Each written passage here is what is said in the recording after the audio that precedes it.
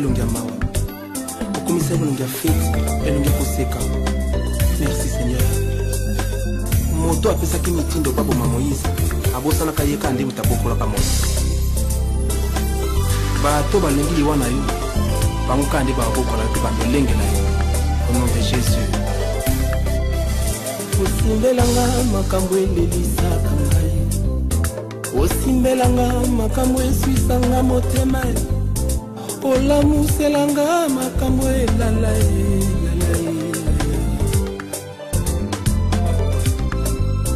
omolelanga oyo basusu balemani oluka, osongiselanga nyonso esila polimwa yobomelanga moto banguna bapelisa pelisa.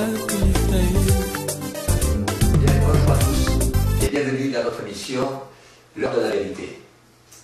Alors je me présente, Jean Sabad, je suis ici à Québec depuis peu et je reviens à l'église de l'évangélique d'adoption avec notre invité.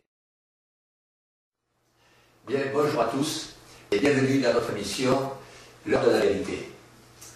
Alors je me présente, Jean Sabad, je suis ici à Québec depuis peu et je reviens à l'église de l'évangélique d'adoption avec notre invité qui est ici ce soir, qui lui aussi est de l'église évangélique d'adoption. Vous allez bien?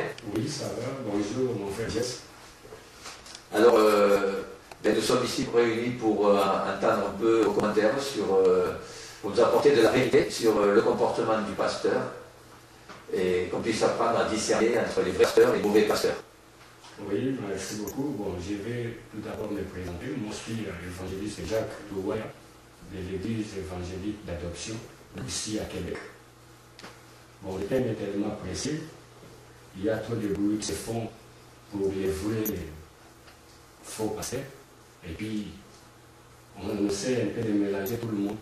Voilà pourquoi l'air a sonné pour nous, pour essayer d'expliquer aux enfants de Dieu, à nos frères et sœurs, selon la lumière des Écritures, pour un peu comprendre par rapport aux Écritures qui est le vrai et qui est le faux. Alors, frère Jacques, quelle est la définition du mot pasteur dans les Écritures? Oui, merci pour la question. La question vraiment est bien posée. D'abord, mon frère Jess et nos téléspectateurs, je vais nous relater un peu, nous expliquer les mots pasteur par rapport aux Écritures. D'abord, le terme pasteur n'est jamais utilisé dans les Écritures comme un titre, mais plutôt une fonction ou un ordre de service à l'Église. C'est bien ça. Et puis maintenant, le mot pasteur vient du grec. Du grec, poimen est un berger. Cela signifie berger. C'est que l'un des lexiques grecs définit comme celui qui est en contrôle des brebis.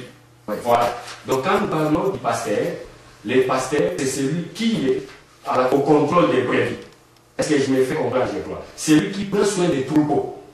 À l'exemple de David. David est un berger, oui. À l'exemple du roi David, lui, il était le berger. Il était à la bergerie de son père, il gardait les troupeaux de son père. C'est juste dans le même cadre que nous pouvons considérer les serviteurs de Dieu. C'est bien ça, bien vu. Bon, plus loin, le vrai pasteur, le souverain pasteur, c'est Christ lui-même. Parce que lui, il est notre modèle, il est notre marque. C'est lui qui a vraiment montré ou démontré à tout le monde ou à travers le monde par les Écritures qui est le bon berger. La Bible appelle le souverain berger dans le livre de 1 Pierre, chapitre 5, verset 4. Et aussi les grands pasteurs des brebis dans le livre de Hébreux, chapitre 13, verset 20. Les pasteurs de vos âmes dans le livre de 1 Pierre, chapitre 2, verset 25. Bien aimé, les termes pasteur, les 7 textes dans lesquels le mot pasteur s'applique à un berger humain, c'est dans le Nouveau Testament et dans le livre d'Éphésiens chapitre 4, verset 11. Là, on nous parle un peu de ministère. On nous parle de ministère, nous avons 5 ministères, et là, on nous parle de ministère pastoral. Tu vois? Donc, en quelque sorte, si nous voulons parler du pasteur, le pasteur, c'est celui qui prend soin des troupeaux de Dieu. Alors, Là, vous avez donné une petite définition. Oui. Mais maintenant, pourriez-vous nous apporter les caractéristiques de ce bon pasteur? Oui. Autant celle de Christ, et si je comprends bien, le disciple qui est pasteur, il doit imiter son maître, donc il doit aussi refléter ses caractéristiques. Oui, c'est bien ça. Nous tous, nous avons qu'un seul maître, c'est lui le divin pasteur, c'est lui le souverain pasteur, c'est Christ. Nous sommes ses disciples. Nous devons à tout imiter. Et les caractéristiques d'un vrai pasteur comme Christ, c'est dans les Écritures. La Bible nous montre comment un pasteur doit se comporter, doit être. Le premier des points que moi j'ai souligné ici, c'est se soucier authentiquement du bien-être des autres. Oui. Un pasteur, un vrai pasteur, doit se soucier authentiquement du bien-être des autres. Et non les utiliser comme des moyens pour arriver à ses fins. Ça, c'est la première chose. Segundo, fortifier les faibles. Fortifier les faibles en les habilitant à résoudre eux-mêmes leurs propres problèmes, en allant d'abord au Seigneur et en ouvrant leur cœur aux autres dans le corps de Christ. Et troisièmement, guérir les malades et les meurtris dans toutes sortes émotionnellement, physiquement et spirituellement. Et quatrièmement, rechercher activement ceux qui sont spirituellement perdus et les ramener à l'Église. Cinquième point, diriger avec gentillesse et patience par l'exemple et la persuasion. Sixièmement, unifier le brebis autour d'une vision commune, significative des services aux autres, sous la fidélité de Dieu et la provision abondante, c'est-à-dire bâtir la foi dans le grand berger, qui est Christ. Ces 6 points-là. Est-ce que vous avez souligné la nourriture? La nourriture? Quand je parle de la nourriture, c'est la parole de Dieu. C'est-à-dire, un vrai pasteur doit conduire le peuple de Dieu seulement selon la parole du Seigneur. On dit la parole vers de bons pâturages. Oui. Donc il a la responsabilité de bien nourrir. Oui. Et de bien nourrir parce que c'est une tâche que Dieu lui a confiée. Il ne peut pas le faire par son intelligence, mais il ne peut que le faire par la parole de Dieu. Donc, moi j'essaie de faire des parallèles souvent entre le comportement dans le monde et le comportement à niveau spirituel. Et ce que je vois, c'est qu'une personne, si elle se nourrit mal, elle va dans sa famille, par exemple, elle va mal nourrir ses enfants. Une mère de famille s'occupe de la cuisine, par exemple. Si elle n'a pas des bonnes notions de culinaire, de nourriture, d'équilibre des aliments, eh bien, elle va peut-être mal nourrir les enfants, ils vont devenir obèses, ou alors ils seront rachitiques, ça fait des carences, des maladies. Donc je pense que, quand vous me dites ça, ça éveille en moi ce parallèle pour comment il peut apporter une bonne nourriture, sur le plan spirituel. Oui, la bonne nourriture, c'est premièrement la parole de Dieu. Voilà pourquoi un homme de Dieu, un pasteur, doit être lui-même. Lui-même doit avoir la connaissance de la parole. Parce que devenir pasteur, on ne brisque pas. Devenir pasteur, c'est un processus. Au départ, il y a déjà l'appel. C'est Dieu qui appelle les gens au ministère. C'est comme ça. Il faut avoir au départ l'appel. Après l'appel, tu dois maintenant passer à un processus qui est un processus qui doit être naître, tu dois naître de nouveau. Premièrement, toi-même, et assis auprès des pasteurs qui sont des aînés pour toi. Ils vont te nourrir toi aussi. Et jusqu'à apprendre un âge là, que tu seras capable de toi aussi de transmettre ce que tu as eu aux autres. Voilà. D'accord. Et est-ce que vous voyez, moi ça m'intéresse beaucoup, sur la caractéristique du pasteur. C'est sûr que c'est par rapport à la parole. Mais pourtant, les vrais pasteurs, des faux pasteurs, eux aussi, ils utilisent tous la parole.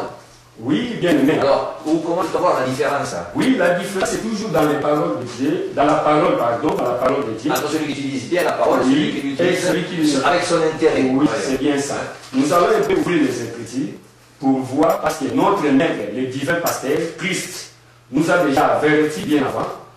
Dans le livre de Matthieu, nous allons prendre le livre de Matthieu, chapitre 7.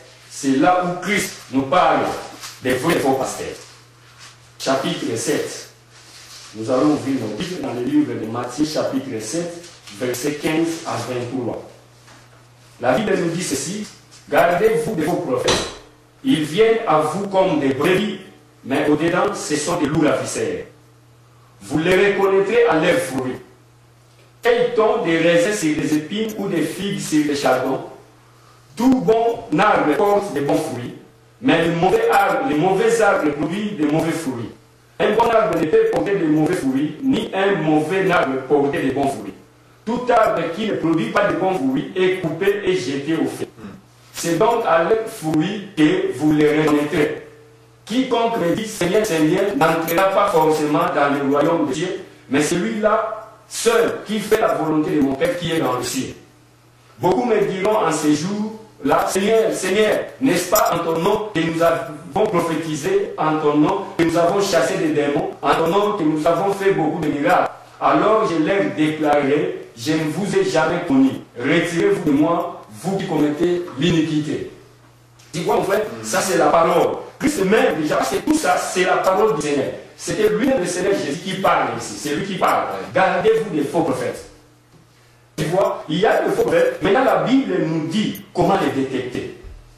On doit les détecter par leurs fruits, par leur comportement. Ouais. Alors, quels sont ces comportements qui font la différence pour pouvoir se dire, pour pouvoir comprendre que cet enseignement n'est pas bon et ce comportement n'est pas à la gloire de Dieu. Oui, c'est bien. Nous allons prendre le livre de Romains chapitre, parce que moi je vais nous donner des réponses, non pas des réponses, mais je vais donner des réponses bibliques. D'accord, d'accord. Ben, oui. Parce que la Bible c'est la parole de Dieu. Nous allons le livre de Romains chapitre 1. Romains chapitre 1. Et tu vas parler là de porter des bons fruits. Oui, c'est ça. Romains chapitre 1. Attends. Oui, nous allons ouvrir nos Bibles dans le livre de Romains chapitre 1, versets 21 à 32. C'est là où la Bible nous donne des éclaircissements. Nous allons lire.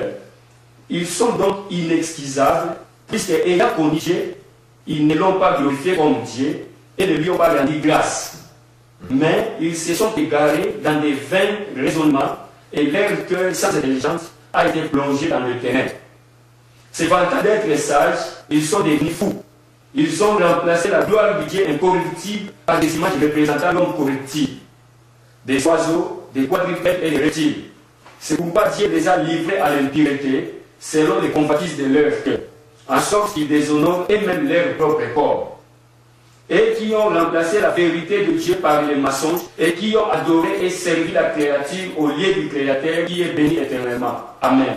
C'est pourquoi Dieu les a livrés à des passions déshonorantes, car leurs femmes ont remplacé les relations naturelles par des actes comme de nature. Et des hommes, abandonnant les relations naturelles avec la femme, se sont enflammés dans le désir les uns pour les autres. Ils commettent l'infamie, homme avec homme, et reçoivent en eux-mêmes le salaire qui mérite leur également. Comme ils n'ont pas jugé bon d'avoir la connaissance de Dieu, Dieu les a livrés à une maladie réprouvée, pour commettre les choses indignes. Ils sont remplis de toute espèce d'injustice, de méchanceté, de cupidité, de perfidie, pleins d'envie, de merde, de discorde, de fraude, de vices, rapporteurs, médisants, impies, emportés, orgueilleux, fanfarons, ingénieux au mal, rebelles à leurs parents, sans intelligence, sans loyauté, sans affection, sans indulgence, sans pitié. Et bien qu'ils connaissent les décrets de Dieu, selon lesquels ceux qui pratiquent de telles choses sont dignes de mort. Non seulement ils le font, mais encore ils approuvent ce qu'ils pratiquent. Tu vois bien, ça ce sont les caractéristiques, les fruits de ces hommes-là que nous appelons soi-disant des pasteurs. Leurs fruits sont palpables, ils sont des arrogants. Ils pratiquent l'injustice, la méchanceté, la cupidité, des discordes, des règles. Et si nous allons dans le livre de Galates chapitre 5, nous allons aussi voir là-bas les caractéristiques des fruits. Nous avons des sortes de fruits. Nous avons des fruits spirituels, des fruits de Dieu. Nous avons aussi les fruits que nous appelons les fruits de la chair. Et comme étant des pasteurs, des faux pasteurs, on va connaître par leurs fruits. Leurs fruits, c'est par rapport au Galates chapitre 5. Oui, nous allons lire Galates chapitre 5, à partir du verset 22 ou 18. Oui, 18, tu vois. Donc c'est des fruits de la chair. Oui. Or, je commence par le 19. Or, les œuvres de la chair sont évidentes, c'est-à-dire l'inconduite, l'impureté, débauche, l'idolâtrie, la magie, l'hostilité, discorde, jalousie, fureur, rivalité, division, parti pris, envie, ivrognerie, orgie et choses semblables.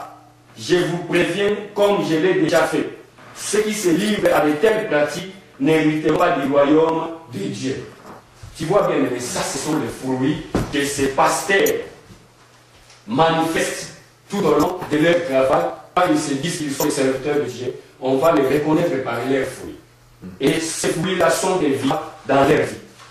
Ils déshonorent Dieu en tornant l'essence même des Écritures. Pour connaître ces faux pasteurs, il faut se poser dans des questions. La première des questions, au nom de quel Dieu parle-t-il? C'est pasteur, c'est soit pasteur. Au nom de quel Dieu parle-t-il? Parce qu'il utilise le nom de l'Éternel, Jésus, etc., le Saint-Esprit, mais ça veut dire qu'il parle de son nom. Bien aimé, dans la Bible, dans le livre de Deutéronome, chapitre 18, verset 9 à 14, ouais. Là, Dieu avait donné à son peuple, une terre. Mais dans cette terre, il y avait déjà qui là. Ouais. Mais qu'est-ce que Dieu avait dit à son peuple? Il a dit à son peuple, vous allez habiter sur cette terre, mais n'imitez pas tout ce que ces gens font. Ces gens-là étaient des devins, étaient des astrologues, étaient des hommes guides, des magiciens, des enchantés. Ils évoquaient les esprits. Ils pratiquaient les sacrifices humains. Dieu maintenant avait déjà tiré les oreilles de son peuple pour leur dire il ne faut pas les imiter. Parce que nous, les enfants de Dieu, nous sommes mis à part. Quand nous parlons de l'Église, l'Église vient du grec ecclésia. Ecclésia, c'est-à-dire mis à part. Oui, c'est comme ça, mon frère. Il faut les connaître au nom desquels Dieu parle-t-il. C'est ça. Et la deuxième question, qu'en est-il de sa vie morale? Au pasteur. Oui, c'est parce que leur vie morale. Est-ce qu'ils encouragent les péchés, ils couvrent les péchés ou ils dénoncent les péchés? Ça, c'est un caractère très important. Oui. Parce qu'on a tendance à aller dans le sens du poil, comme on dit, et à s'arranger un petit confort, quoi. Et ne pas brusquer ou ne pas vouloir de conflit, on arrange tout. Oui. Et ce n'est pas toujours la bonne solution. Maintenant, la Bible dit généralement les faux prophètes vivent une vie caractérisée par l'immoralité. Ouais. Tu vois, quand je parle des faux prophètes, ce sont des faux pasteurs. Ce sont des faux pasteurs pour l'Église. Parce que Paul implantait des églises. Et il prenait quelqu'un digne de ce nom berger comme pasteur, il le mettait là-bas pour qu'il puisse être les troupeaux de Dieu.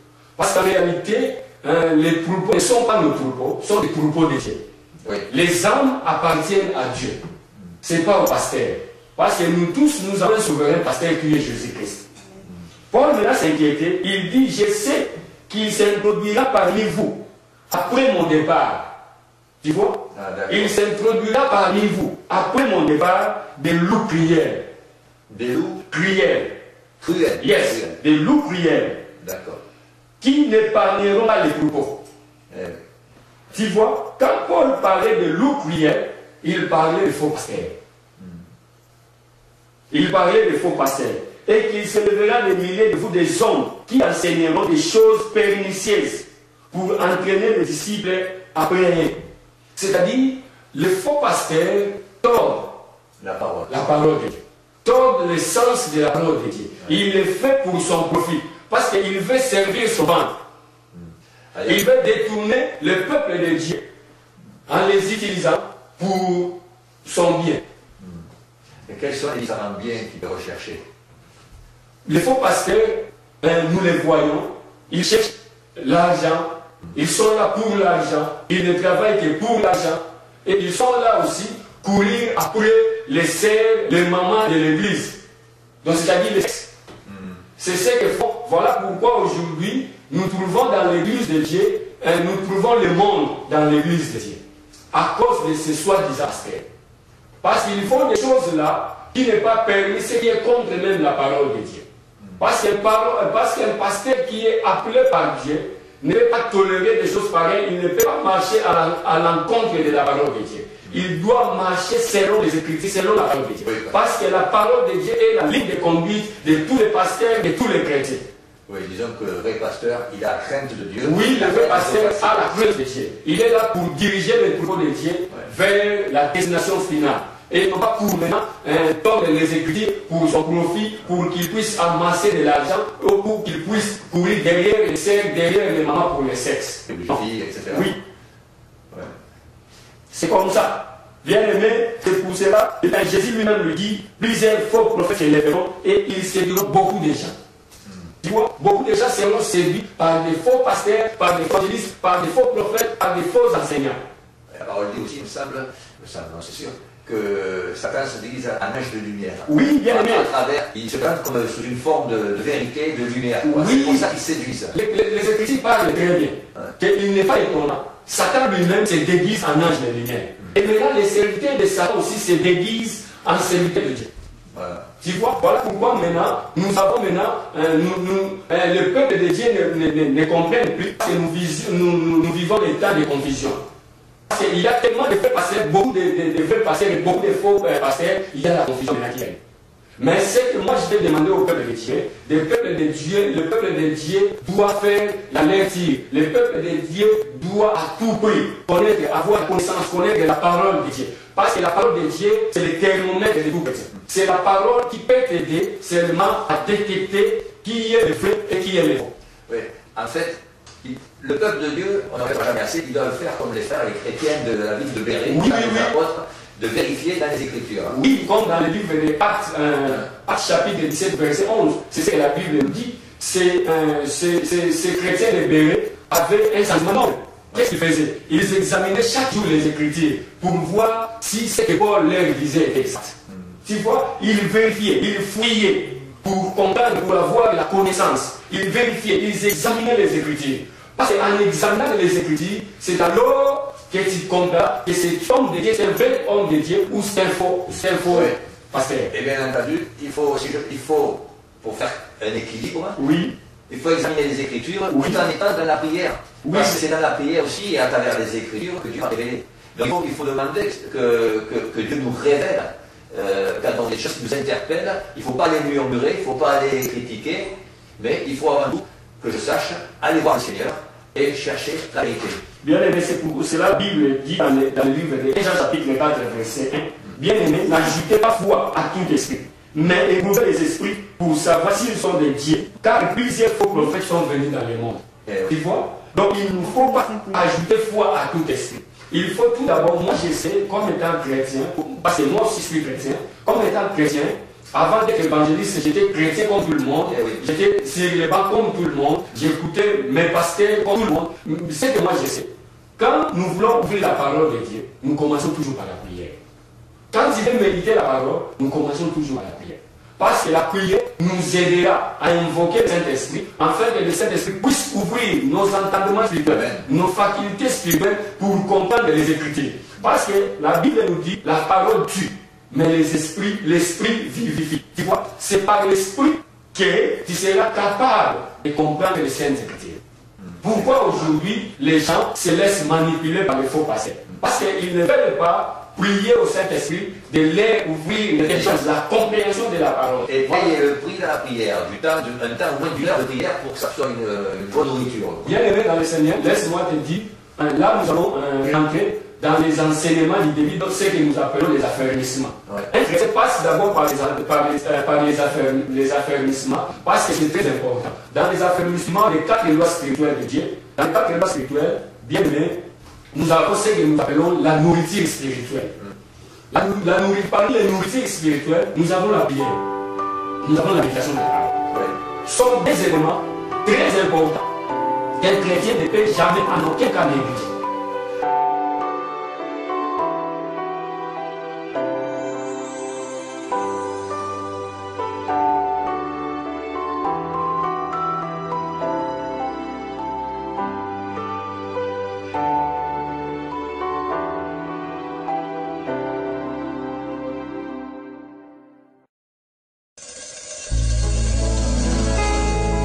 Makambo Yesu asalaka na bomo ya bana Nzambe.